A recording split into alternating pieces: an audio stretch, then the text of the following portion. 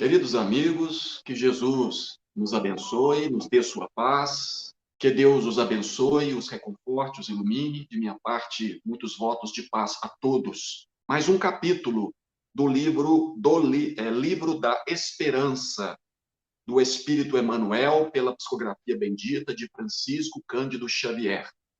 O capítulo da noite de hoje é o 53, intitulado Bênção Maior.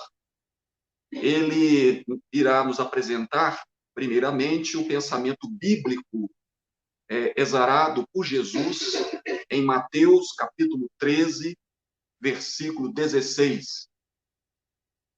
E, logo após a elucidação, um excerto da elucidação kardeciana, que se encontra em O Evangelho segundo o Espiritismo, lá no capítulo 17, no item 11, cuidar do corpo e do espírito. E logo em seguida, por fim, o pensamento elucidativo, a interpretação de Emmanuel a respeito das duas ideias, que são enfechadas no capítulo 53, intitulado Bênção Maior. Veremos, então, na conceituação de Emmanuel, o que ele define como bênção maior. Não é a bênção pequena, não é a bênção mais ou menos, é uma bênção maior. Peço licença para fazer a leitura do texto, a fim de registrá-lo e torná-lo acessível àqueles que nos acompanham, se não puderem dispor da mesma obra para a leitura conosco. Em Mateus capítulo 13, versículo 16, vemos Jesus dizendo, veremos, mas bem-aventurados os vossos olhos, porque veem, e os vossos ouvidos, porque ouvem. Isso se encontra na parte da interpretação que Jesus fez da parábola do semeador, da qual falamos na semana passada. Mas bem-aventurados os vossos olhos, porque veem, e os vossos ouvidos, porque ouvem. Allan Kardec, em O Evangelho segundo o Espiritismo, capítulo 17, item 11, irá dizer, amai, pois, a vossa alma, porém cuidai igualmente do vosso corpo, instrumento daquela. Desatender as necessidades que a própria natureza indica é desatender a lei de Deus. Não castigueis o corpo pelas faltas que o vosso livre arbítrio o induziu a cometer e pelas quais ele é tão responsável quanto o cavalo mal dirigido pelos acidentes que causa. Emmanuel irá escrever, teu corpo, tua bênção maior. Auxilia-o com diligência para que ele te auxilie com segurança. Educa-o para que te apoie a educação necessária. Cabine de comando, consegues manejá-lo expedindo ordens e sugestões que remodelam o pedaço de globo em que respiras. Escopro, burilas com ele a matéria densamente concentrada a fim de convertê-la em amparo e alegria. Pena, utilizas-te dele para grafar as concepções que te fulguram no cérebro, assimilando a inspiração das esferas superiores. Lira, podes tanger-lhe as cordas do sentimento e compor a melodia verbal que se faça jubilosa renovação naqueles que te escutem. Santuário, fazes dele o templo da emoção, aurindo forças para sonhar e construir ou formar o jardim da família em que situas os filhos do coração. Teu corpo, tua bênção maior. Há quem o acuse pelo golpe da criminalidade ou pela demência do vício, como se o carro obediente devesse pagar pela embriaguez ou pelos disparates do condutor. E existem ainda aqueles que o declaram culpado pelos assaltos da calúnia e pelas calamidades da cólera, qual se o telefone fosse responsável pela malícia e pelos desequilíbrios dos que lhe menosprezam e injuriam a utilidade. Considera que o corpo te retrata a inteligência em desenvolvimento do planeta. Inteligência que no seio da Terra é semelhante ao filho em promissora menoridade no colo maternal. Para que lhe percebas a grandeza na posição de instrumento vivo de teu progresso e elevação, basta observes nele a tua própria condição de estrela nascitura, mas ainda cativa com duas pontas na forma de pés, transitoriamente aprisionadas ao chão do mundo. Duas hastes preciosas no feitio de braços para o trabalho. E uma antena em que a luz do pensamento chameja, vitoriosa na estrutura da fronte, magnificamente erguida à majestade dos céus. Nós temos hoje no texto uma elaboração teórica um pouco mais sofisticada, o que não o desnatura na qualidade profunda dos conhecimentos dispostos ou apresentados pelo nosso benfeitor espiritual Emmanuel. Aqui ele apresenta de forma direta, estentórica, a ideia de que o nosso corpo é a nossa maior bênção. É curioso perceber isso, é curiosa a assertiva de Emmanuel, quando ele coloca o corpo como sendo a nossa bênção maior. Ele poderia ter dito que o espírito seria a bênção maior, que a matéria como instrumento do espírito seria a nossa bênção maior, mas ele diz que o nosso corpo como elemento material é a nossa bênção maior. Ele diz isso, inclusive, como espírito desencarnado. Ele poderia dizer que o corpo aqui colocado poderia ser aquele que nós compreendemos como sendo o perispírito, do qual jamais se dissocia o espírito em suas manifestações nos diversos graus espirituais no mundo maior.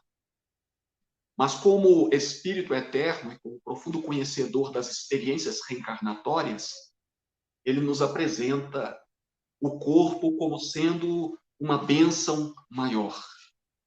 E para isso é preciso que recapitulemos aqui o entendimento dos espíritos maiores na codificação espírita, mais exatamente em O Livro dos Espíritos.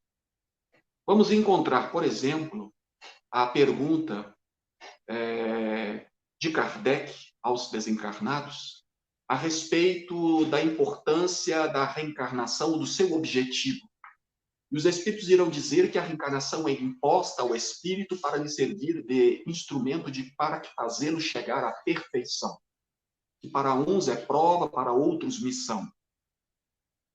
E que ele deveria passar pelas sucessivas experiências de depuração espiritual.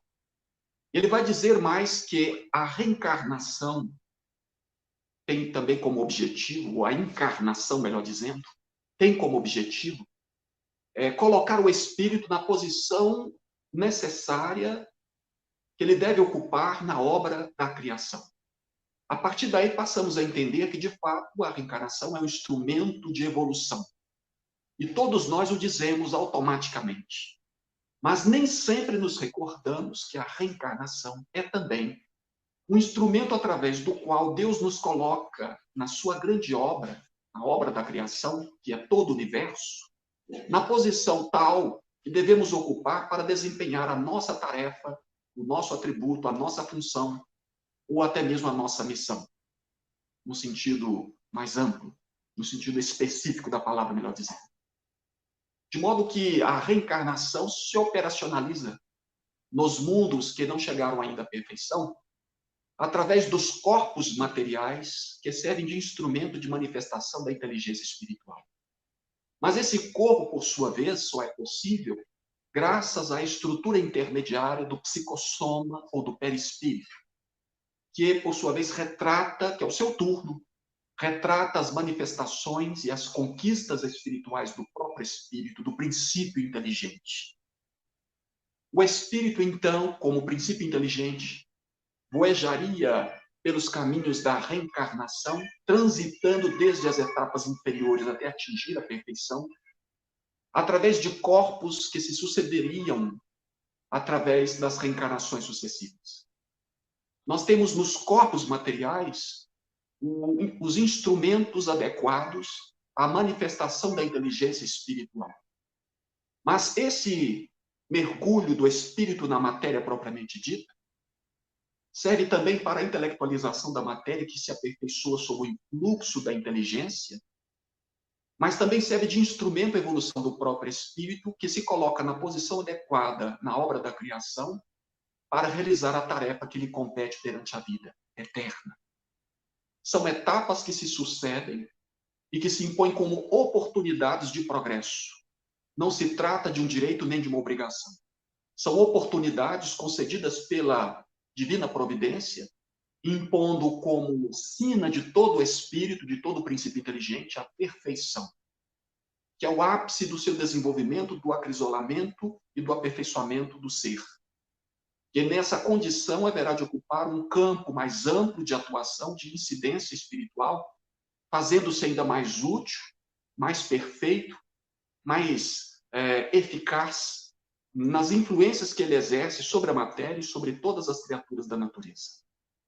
Então, nós compreendemos que a matéria é esse elemento criado por Deus, assim como o princípio inteligente, que serve a este último de veículo, de veículo de evolução, fazendo migrar das etapas inferiores, atingindo o ápice do seu desenvolvimento pelo universo afora. Aqui nós temos, então, a compreensão da importância da encarnação para os espíritos. E vemos, por consequência, o valor da matéria como sendo esse veículo de manifestação do espírito, para que ele tenha as experiências necessárias que haverão de fazer eclodir em si, ou nele, os elementos que jazem, que dormitam na sua própria intimidade. E para isso nós nos recordamos aqui de uma outra pergunta do Livro dos Espíritos, que se encontra na questão 135, quando Allan Kardec pergunta, em uma nota a essa questão, irá nos apresentar um pensamento extraordinário a respeito da importância da matéria para a evolução do espírito. Ele irá dizer que o homem, seria então constituído de 3 elementos. Recapitulando aqui, uma pequena digressão ao livro que é o Espiritismo de Allan Kardec, nós vemos que o princípio inteligente é um ser uno, porque considera em si a sua própria essência espiritual de princípio inteligente. O espírito, digamos assim, seria o espírito com letra minúscula, como se encontra na questão 123 do Livro dos Espíritos, princípio inteligente do universo. Mas o espírito com letra maiúscula, como está, por exemplo, na questão 76, seria a individualização desse princípio inteligente e que faz parte do universo, que se encontra no universo e que interage com ele. Então, é esse princípio inteligente individualizado que avança ao longo dos milênios, através de sucessivas experiências materiais por corpos diversos, para individualizar-se e dar condição a novas etapas que o aguardam na grande ascese do seu processo evolutivo. Então, esse espírito com letra maiúscula seria, então, o princípio inteligente individualizado, mais o perispírito, que o individualiza, digamos assim, que o representa nas suas manifestações com o mundo, porque também o princípio, porque também o perispírito, o psicossoma, também seria também um elemento oriundo do fluido cósmico universal. Então, o espírito seria o princípio inteligente, é um ser uno. O espírito, digamos assim, individualizado, seria um ser duplo, porque seria princípio inteligente e perispírito, que nunca se separariam. Mas nós também teríamos um terceiro elemento, que seria o homem, que seria esse mesmo princípio, esse princípio inteligente, o perispírito reencarnado.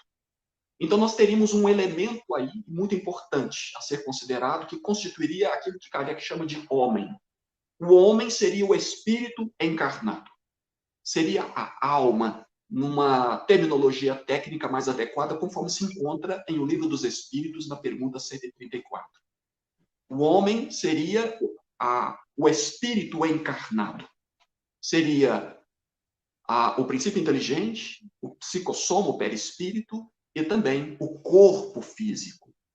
E é disso que Allan Kardec irá falar na pergunta 135, quando ele diz, presta atenção nas expressões, o homem seria constituído de 3 elementos essenciais. 2 pontos. 3 elementos essenciais. O adjetivo é importantíssimo. 3 elementos essenciais. O corpo físico, o perispírito e a alma, ou o espírito, ou o princípio inteligente. Então, o homem seria um ser trinitário. Seria um ser tríplice, porque teria corpo físico, teria perispírito e seria, obviamente, desde que esse corpo tivesse vida ou manifestasse a inteligência do espírito, ele também seria constituído, seria o próprio espírito como elemento essencial, mais profundo, digamos assim. Mas o curioso é que Allan Kardec se refere a esses 3 elementos como sendo essenciais. Eles não são acidentais. E nós temos uma tendência a considerar o corpo como matéria como elemento secundário de só menos importância. Como um elemento secundário, acidental. De fato, ele não é a fonte da manifestação da inteligência do espírito. Ele é o produto da corporificação do perispírito, da plasmagem do espírito através do seu perispírito. Conforme, obviamente, porque isso não é mecânico, o estado evolutivo desta entidade no planeta onde se encontra, porque nessa condição ele está embebido dos fluidos ambientes daquele mundo, absorvendo aqueles que sejam mais compatíveis com o seu estágio evolutivo e plasmando, através dos processos biológicos inerentes àquele mundo, o corpo material adequado para sua manifestação naquele mundo. De modo que Allan Kardec, nós vemos aí uma mecânica dialética, em que os 3 elementos se conjugam no homem, pelo menos aqui na Terra, para a manifestação plena do ser. Daí, talvez, porque Kardec se refira ao corpo como sendo, se refira aos 3 elementos como sendo essenciais. Ele não exclui nenhum elemento. Ele não exclui o corpo, por exemplo, cuja tendência seria ser relegada a um plano secundário de menor importância. O corpo é importante, porque ele é o veículo de manifestação do espírito. E é através dele que ele melhor pode se manifestar, apresentando os elementos, as condições adequadas ou imprescindíveis para o desempenho das tarefas que lhe compete realizar no mundo onde se encontra. De modo que nós não podemos negligenciar a importância dessa estrutura biológica que foi devidamente plasmada e planejada no mundo espiritual. E vamos vamos perceber que qualquer desajuste nessa máquina é o produto dos desajustes da alma. Ele é um reflexo perfeito daquilo que trazemos em nós e pode muito bem refletir no futuro aquilo que plasmamos no presente, através das memórias psicossomáticas que se encontram essencialmente registradas no espírito. Meus amigos, nós não podemos desconsiderar a importância da matéria do nosso processo evolutivo. Não podemos desconsiderar a importância do corpo físico no estágio onde nós nos encontramos. Daí a importância de preservarmos suas energias, a sua vitalidade, as condições fluídicas de sua manifestação vital na Terra, porque é através deste recurso, deste veículo, que haveremos de voyajar ou viajar por toda uma existência, por mais longa ou curta que seja, que haverá de responder pelo nosso bem-estar futuro. Não estamos de férias e o nosso corpo não é um carro de passeio lançado ao relento, ao bel prazer das paixões humanas, porque tudo isso será levado em consideração no estabelecimento ou restabelecimento da saúde física e do bem-estar mental que precisaremos ter para nos conduzirmos durante toda uma existência com a qualidade necessária de uma vida plenamente feliz, conforme as possibilidades do mundo material onde nós vivemos. Não podemos esquecer que a felicidade, que nasce do cumprimento exato da lei, exige também que respeitemos as possibilidades e as forças vitais do corpo físico que foi plasmado por nós mesmos a partir dos elementos genéticos, mas, acima de tudo, pela permissão ou pela imposição amorosa do amor de Deus, que nos apresentou, conforme se encontra no Livro dos Espíritos, a oportunidade da reencarnação. Precisamos ocupar a função que devemos ter perante a vida e precisamos evoluir, avançar para nós mesmos. É imprescindível que não negligenciemos as possibilidades do agora pelo corpo de que dispomos, porque a máquina se desgasta. E para que ela seja preservada, precisamos entender o sentido verdadeiro da vida e compreender, acima de tudo, que o nosso corpo é a nossa maior bênção.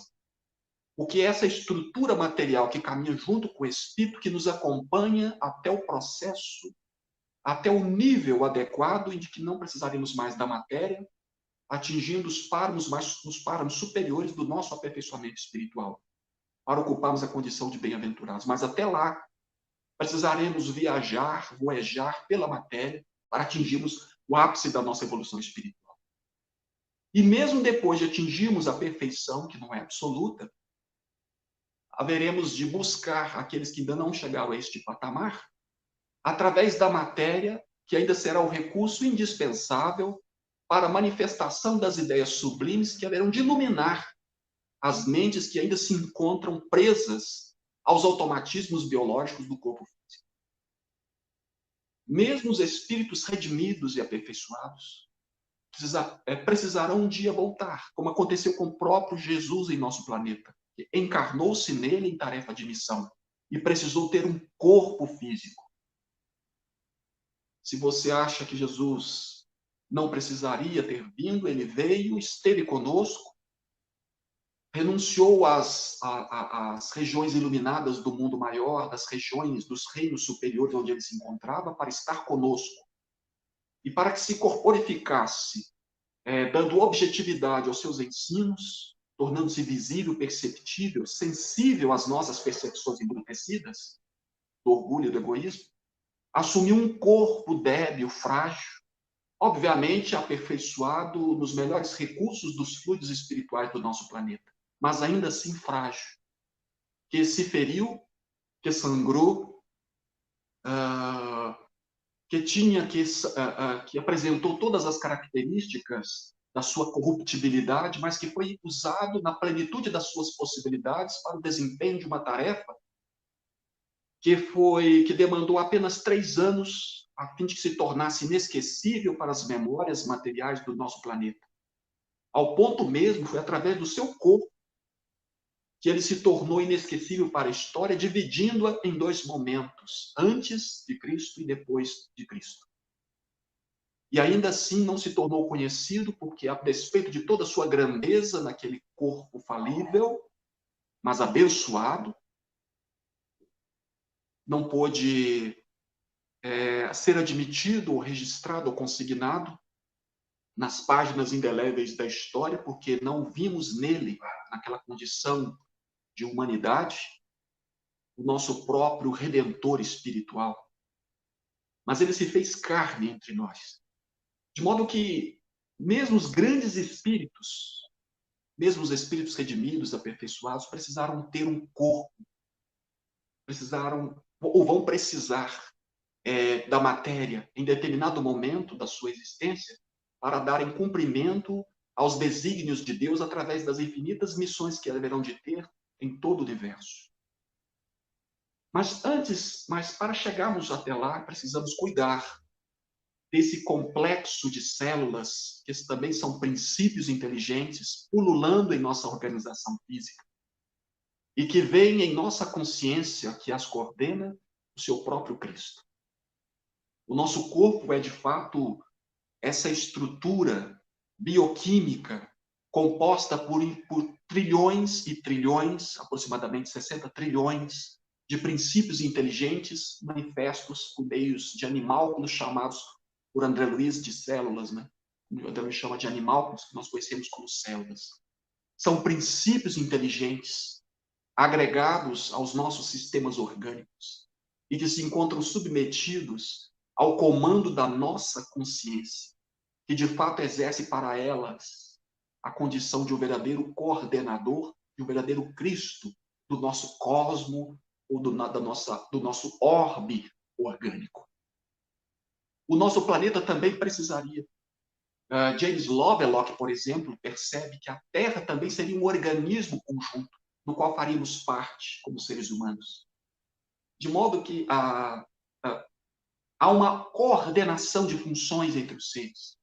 E essa coordenação se manifesta em nosso próprio organismo e exige de nós responsabilidade suficiente e adequada para que eles não se ressintam pelas intempéries desequilibrantes das tempestades mentais ou dos torvelinhos eletromagnéticos que os nossos pensamentos desarranjados podem causar sobre eles. É uma responsabilidade. O nosso corpo, de fato, é uma bênção, porque coordena um número infinito, um número grandiosíssimo de princípios inteligentes, de organizações, que nos veem como verdadeiros pais criadores ou co-criadores, e que precisam ser muito bem zelados ou cuidados. Para isso, precisamos de uma axiologia ou de um conjunto de princípios de valores morais que nos concedam não apenas a harmonia interna para a conquista da verdadeira paz, mas que também granjeiem a harmonia para as nossas organizações físicas, que merecem todo o nosso acatamento para uma existência plena e feliz na Terra, enquanto durar. A importância do corpo pode ser percebida, inclusive, no momento da morte, quando percebemos, no exemplo de espíritos um pouco mais desmaterializados, que compreendem o sentido da vida e daquele corpo, se despedem do seu corpo com um beijo na testa, como vemos, por exemplo, no caso de Dimas, no livro Obreiros da Vida Eterna, quando no último minuto de sua vida, ele se desprende e a espiritualidade, os amigos espirituais que ali estavam para recebê-lo, no mundo espiritual, porque ele tinha tido uma existência devotada ao bem, mas não sem problemas, porque ele desencarnou um pouco antes, mas não como suicida, por causa por causa da sua dedicação exclusiva aos pobres, em noites infindas, sem dormir. E os espíritos, então, recomendam, no momento em que ele desencarne, quando já não seria mais possível reverter o processo liberatório do seu espírito, do corpo, recomendam a ele que agradecesse a Deus pelo corpo que teve. Então, ele beija o cadáver, o seu próprio corpo, ora em agradecimento e parte em companhia dos amigos espirituais. É um momento sagrado, é um momento de, digamos assim, de respeito pelo jumentinho, usando aqui uma expressão de Francisco de Assis, pelo jumentinho que Deus nos emprestou por todos aqueles anos. E vou dizer que, independentemente da maneira como cuidarmos dele, nós sentiremos a sua falta. Alguns sentirão um pouco mais ou um pouco menos, mas sentiremos. Alguns ficarão até presos a ele, porque não conseguirão se apartar dele, nem mesmo depois do choque biológico da morte. Estarão tão intimamente apegados ao que restou da sua própria vitalidade, que não poderão divisar o futuro para contemplar algo melhor do que o seu próprio corpo, como sendo a única realidade que ele conheceu na Terra. É uma bênção maior ter um corpo sagrado. E ele deve ser cultivado e respeitado com todas as nossas forças.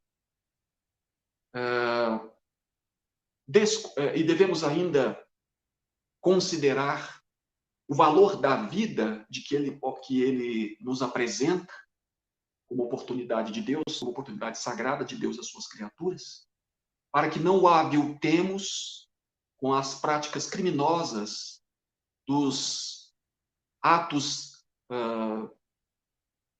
do aborto, do homicídio, da drogadição e até mesmo dos pensamentos negativos que tumultuam muito a nossa organização. Precisamos ter muito cuidado com a alimentação, precisamos ter cuidado com as nossas noites de sono, com as palavras benditas ou malditas que pronunciamos, com a forma com que lidamos com as nossas atividades profissionais para não desgastarmos as energias físicas do nosso corpo. e não teremos a amplitude, não teremos a plenitude da nossa felicidade em outras áreas, se não dispusermos de saúde plena que nos possibilite uma ação responsável nas atividades que precisamos desempenhar na Terra. Eu me lembro aqui, inclusive, de André Luiz, mais uma vez, no livro Missionários da Luz, em que ele compara o corpo físico, em que ele se utiliza das funções, ele se utiliza dos seus estudos médicos na área da medicina, para compreender que as funções do corpo físico afetam muito a nossa atividade espiritual. Um corpo desorganizado torna mais difícil a busca, obviamente desorganizado pela nossa irresponsabilidade.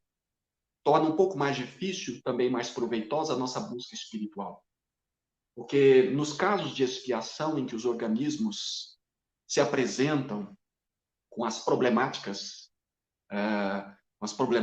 físicas ou teratológicas, mesmo aí, o espírito terá a chance e a oportunidade de progredir, aproveitando-se daquela oportunidade para extravasar os fulcros chagosos da sua alma, que serão absorvidos pelo corpo e que logo depois morrerá, para liberar o espírito em condição de pureza ou de perfeição.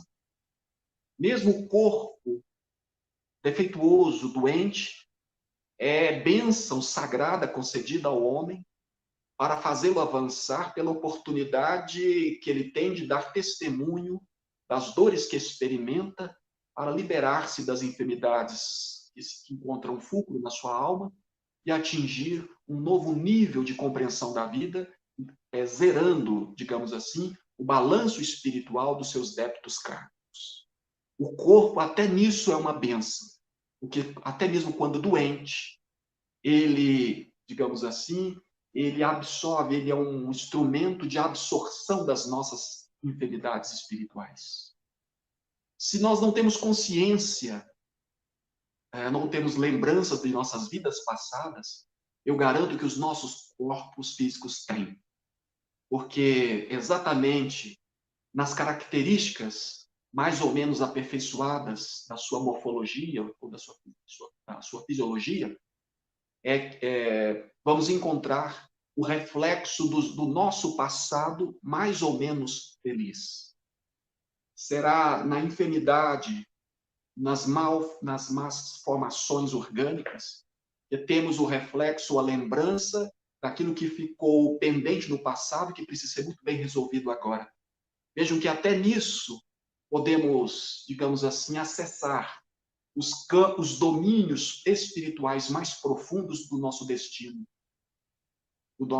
espiritual, do nosso destino como almas, como seres viventes. Mas, como eu estava falando, André Luiz nos apresenta, no livro Missionários da Luz, o reflexo da má utilização dos recursos do corpo, por exemplo, no desempenho da mediunidade. Ele nos apresenta um capítulo curioso a respeito de 3 médiums iniciantes que buscavam desenvolver suas faculdades medianímicas. Um era psicofônico, o outro era psicógrafo. Estavam ali ensaiando, realizando seus primeiros ensaios mediúnicos para o desenvolvimento de sua mediunidade. Aliás, esse é o título do capítulo. E André Luiz percebeu que a apatia dos médiuns era grande porque não encontravam uma resposta à altura das expectativas que eles nutriam no desenvolvimento da sua faculdade. Se encontravam frustrados.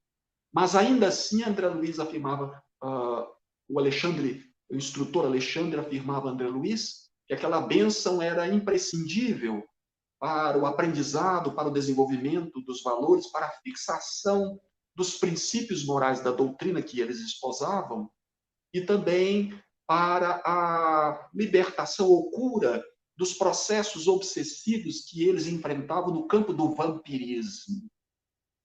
Olha só. O primeiro médium apresentava transtornos na área sexual, comportamentos sérios na área da sexualidade. E este comportamento inadequado, baseado nas experiências negativas que ele havia tido na sua solteirice, estavam refletindo não apenas no seu campo mental, em que ele não conseguia, por exemplo, avançar muito no desenvolvimento da sua psicografia, mas estavam também atingindo o campo físico da sua organização somática. Mais exatamente no campo genésico, nos canais eferentes, no saco escrotal, nas regiões, nos órgãos anexos, nos testículos. Ele percebeu mesmo ali, por causa da má conduta mental e comportamental daquele médium, manifestações vampirescas de larvas mentais que se encontravam em seus órgãos genésicos ou sexuais. E aquele trabalho espiritual na casa funcionava à guisa de uma terapia espiritual que os libertava daquelas larvas que eram cultivadas pelo seu próprio pensamento e que serviam de pasto às entidades obsessoras, aos simbiontes desencarnados que o acompanhavam naquela encarnação. Desde o período de sua mocidade, quando ele se iniciou, quando ele se deu ao prazer de buscar de forma irresponsável determinadas experiências nas regiões do Baixo Meretrício. O segundo médium que também desfrutava ou nutria o sonho de ser médium psicofônico, de incorporação, médium falante, como queiram, trazia transtornos na área gástrica, porque apresentava o vício da bebida, do alcoolismo, era um alcoolista. E ele tresandava o seu odor, o odor de alcoólicos, de álcool etílico, evolava do seu corpo e podia ser percebido pelas entidades, no caso André Luiz, que o auscultava espiritualmente sob o influxo mental de Alexandre, que era seu mentor, e também estava ali como seu instrutor. Aquele médium apresentava não apenas transtornos no seu trato gastrointestinal, também no estômago, apresentava dificuldades comportamentais, dificuldades éticas no consumo de bebidas alcoólicas. E os espíritos não foram nem um pouco puritanos, porque falavam que não seria de todo ilícito, não seria ilícito o consumo, Alexandre diz isso, de aperitivos, de meros aperitivos. Mas no caso dele não é um aperitivo de maneira alguma, é um abuso declarado às funções do seu corpo, que refletiam agora no desempenho da sua faculdade mediúnica no campo da psicofonia. Vejam que não dá para dissociar corpo e alma, porque a mediunidade também é orgânica. E um terceiro médium apresentava também dificuldades ou problemáticas na mesma região gastrointestinal, porque trazia no coração, no estômago, trazia o estômago abarrotado de bebidas, de alimentos, de carnes, de aperitivos e tudo mais. Era um médium que não tinha disciplina na alimentação, sobrecarregando as funções do seu organismo e sendo, da mesma maneira, vítima das manifestações dos vampiros desencarnados que realizavam sobre ele uma verdadeira drenagem de energias psíquicas e também orgânicas ou vitais. Todos, de qualquer maneira, foram atendidos. E o resultado do trabalho, do ponto de vista de Alexandre, para ele foi vantajoso. Porque, pelo menos, porque se os frutos do trabalho mediúnico não foram vultosos, pelo menos aqueles médiuns enfermos ou doentes foram devidamente atendidos e liberados temporariamente, obviamente, da injunção obsessiva das entidades perniciosas que encontravam campo aso nas falhas morais desses médiuns e nos hábitos orgânicos que conspurcavam a harmonia física do seu organismo material. Vejam que a mediunidade não está dissociada do corpo, que até para o desempenho das funções psíquicas nós precisamos de um corpo saudável. E entendendo que a mediunidade é fisiológica, ela é genética, fica fácil de compreender, conforme diz Allan Kardec no Livro dos Médiuns, fica fácil de compreender a importância do corpo para os médiuns. E se esses médiuns não souberem cultivar o corpo, poderão sofrer, inclusive, por causa das consequências orgânicas, poderão sofrer suspensões ou interrupções da sua mediunidade. E as causas poderão estar muito bem na má utilização dos recursos da matéria, na falta de cuidado com o corpo, no desmazelo, na falta de zelo com a saúde física e, acima de tudo, na invigilância moral do médium, que, não compreendendo o sentido do que aprende para sua evolução na Terra, malversa os recursos materiais que lhe servem de instrumento à sua manifestação. Queremos mostrar com isso que o nosso corpo é, de fato, um verdadeiro veículo, é um instrumento, é um carro que transporta a alma ou o espírito na Terra. E a imagem que nos apresenta Emmanuel no capítulo de hoje é bem aquela de uma estrela, como ele mesmo nos apresentou. Uma estrela cujas hastes superiores são os braços apontados para as estrelas, os pés como se fossem raízes plantadas na terra, e a cabeça, quando vemos o homem, então, de braços abertos, de braços e pernas abertas, apontando para os céus na captação das energias cósmicas.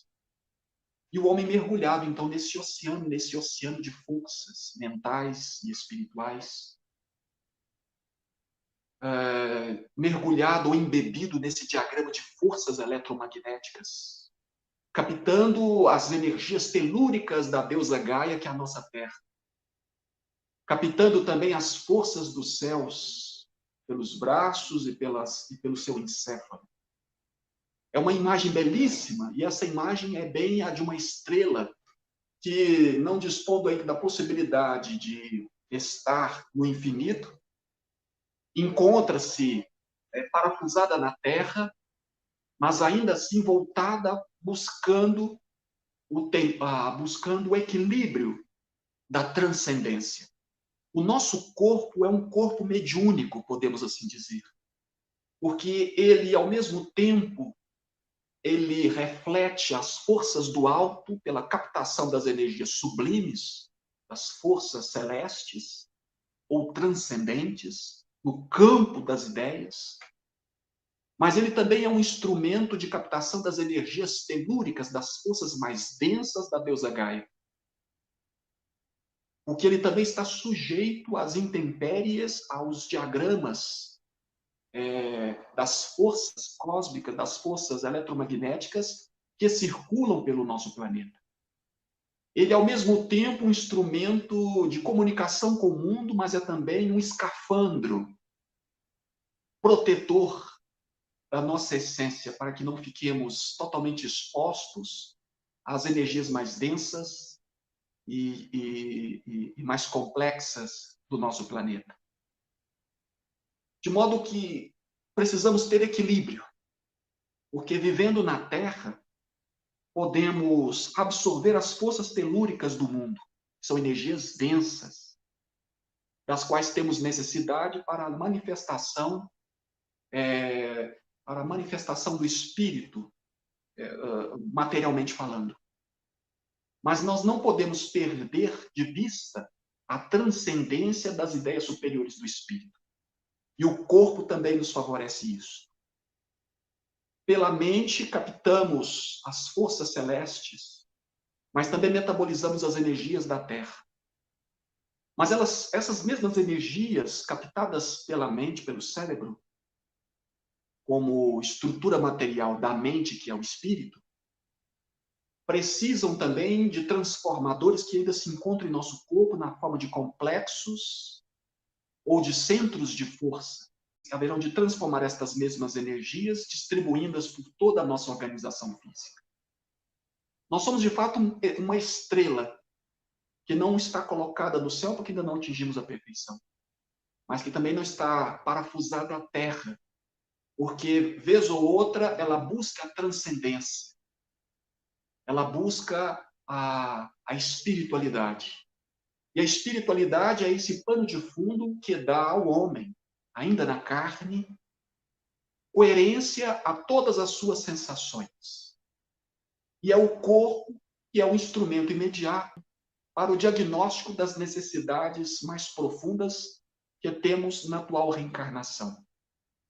Se observarmos um paciente com leucemia, que esteja com leucemia, com problemas conjugais, que apresente, por exemplo, dificuldades no sono, problemas de insônia e outros problemas mais, vamos perceber que por detrás de todos esses sintomas, dessas comorbidades, existe um plano de fundo chamado de espiritualidade e que deverá ser abordado com todo respeito para com o paciente, porque todas as crenças são respeitáveis, devem ser respeitadas pelo menos, mas devem ser, acima de tudo, tudo isso como plano de fundo, deve ser costurado a fim de que entendamos que, a despeito das comorbidades, por mais díspares que elas sejam, elas encontram uma fonte única na essência do espírito. E tudo isso se torna visível graças ao corpo que expressa essa dor, que expressa essa angústia. Mas o contrário também se aplica. O espírito também, embebido nos valores sublimes da vida, haverá de manifestar-se no corpo pelas sensações de bem-estar que haverão de ser desencadeadas não apenas no campo eletromagnético, mas também nas estruturas fisiológicas da sua organização física.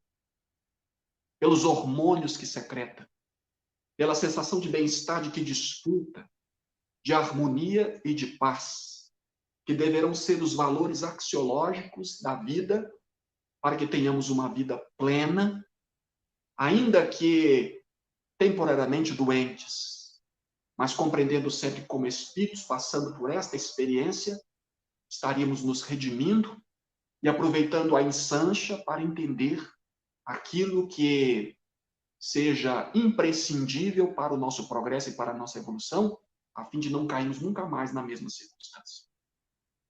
Eu me lembro aqui do Dr. Sérgio, para encerrar, Dr. Sérgio Felipe de Oliveira, quando era aluno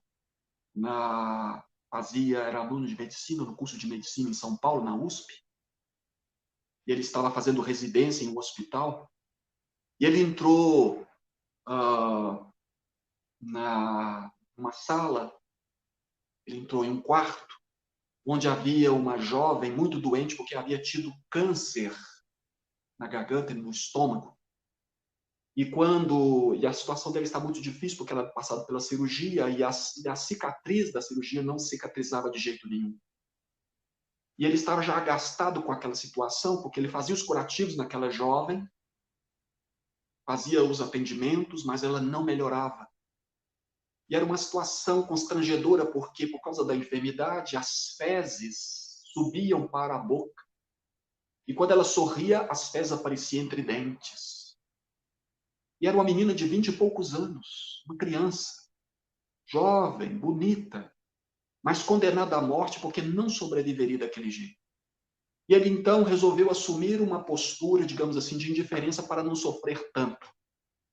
E optou por entrar no quarto, já que era sua obrigação, fazer o curativo pura e simplesmente, calado, levantar-se, despedir-se e partir dali sem falar mais nada. Entrar mudo e sair calado. Cumprir com seu papel, tecnicamente falando.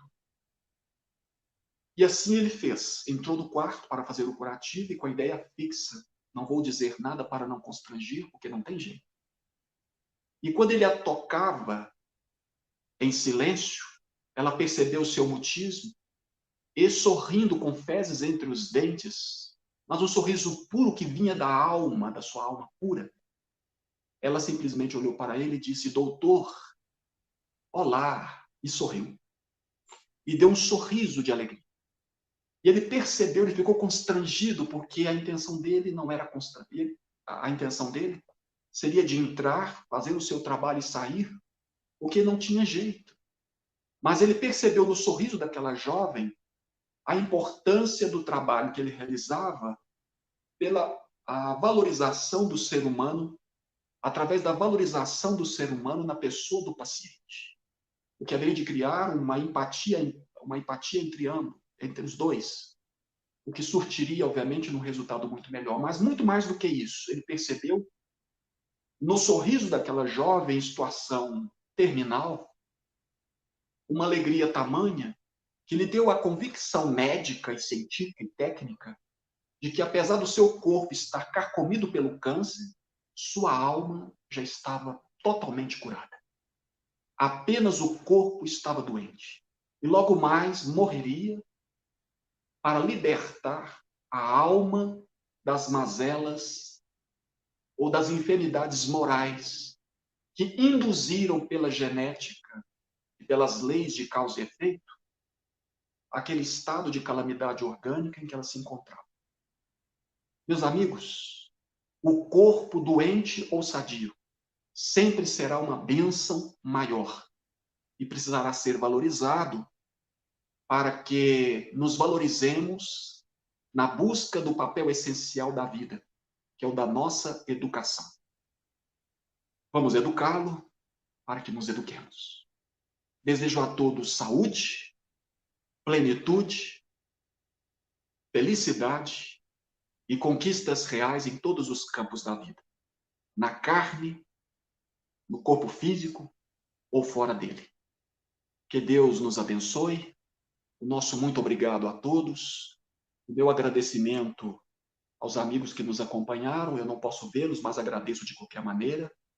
E agradeço ainda ao nosso presidente José Roberto pela oportunidade do trabalho, pedindo a todos que relevem as nossas imperfeições, as nossas impropriedades e os nossos vícios. Deus os abençoe. Muito obrigado e muita paz a todos.